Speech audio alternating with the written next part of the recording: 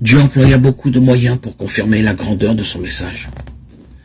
Dieu, appuyant leur témoignage par des signes, des prodiges et divers miracles, et par les dons du Saint-Esprit distribués selon sa volonté. Hébreux 2:4. Tous les miracles accomplis par le Seigneur Jésus-Christ confirment la grandeur du grand salut. La puissance du Seigneur est tellement grande.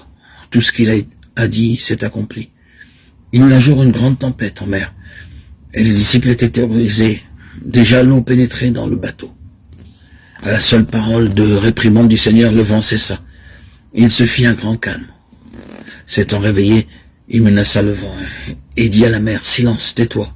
Et le vent cessa. Il eut un grand calme. Marc 4:39. Il a aussi guéri toutes sortes de maladies. Les gens de ce lieu, ayant reconnu Jésus, envoyèrent des messagers dans tous les environs, et on lui amena tous les malades. Ils le prièrent de leur permettre seulement de toucher le bord de son vêtement, et tous ceux qui le touchèrent furent guéris. Matthieu 14:35-36. Les miracles et les prodiges qu'il a accomplis confirment la grandeur du grand salut qu'il nous est offert. Comme nous sommes insensés de négliger un si grand salut, nous nous comportons avec une grande légèreté à son égard. Nous ne passons pas suffisamment de temps à genoux pour saisir la grandeur de notre Sauveur et celle du salut.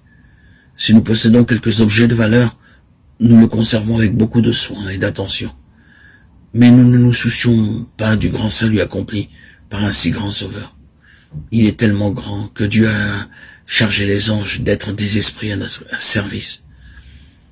Ne sont-ils pas tous des esprits au service de Dieu, envoyés pour exercer un ministère en faveur de ceux qui doivent hériter du salut? Hébreux 1:14. L'œuvre du salut ne sera complète en nous qu'au jour du retour du Seigneur Jésus-Christ. Je suis persuadé que celui qui a commencé en vous cette bonne œuvre la rendra parfaite pour le jour de Jésus-Christ. Philippiens 1:6.